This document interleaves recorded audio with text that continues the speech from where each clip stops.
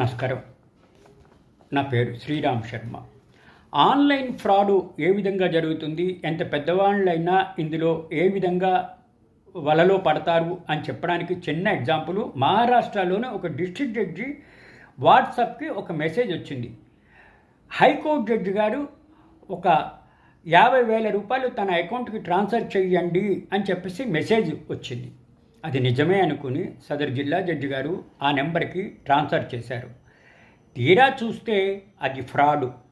కేటుగాళ్ళు ఎవరో ఇట్లా ఈ విధంగా తప్పుడు సంకేతాలతో ఈ డబ్బులు కొట్టేశారు.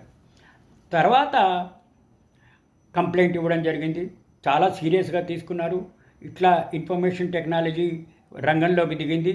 ఎంక్వైరీ చేస్తే ఇది హైకోర్టు గారి జడ్జి గారు ఇచ్చింది కాదు, ఎవరో కేటుగాళ్ళు ఈ విధంగా ఫ్రాడ్ చేసి ఈవెన్ ఆ జిల్లా జడ్జి గారి నెంబర్కే ఇట్లా హైకోర్టు జడ్జి గారు డబ్బులు పంపించమన్నారు అని చెప్పేసి తప్పుడు సంకేతాలు పంపించి డబ్బులు కొట్టేశారు.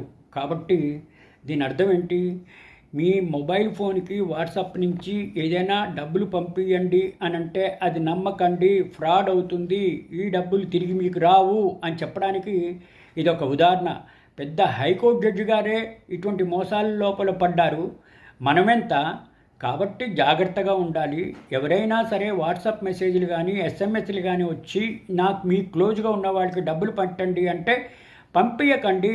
1కి 10 సార్లు ఆలోచించి వాళ్ళతో ఎంక్వైరీ చేసి కరెక్టా కాదా అని తేల్చుకుని మాత్రం రియాక్ట్ అవ్వండి. లేకపోతే సదరు జడ్జి గారు ఎట్లా మోసపోయారో మనం కూడా ఇదే విధంగా మోసపోతాం.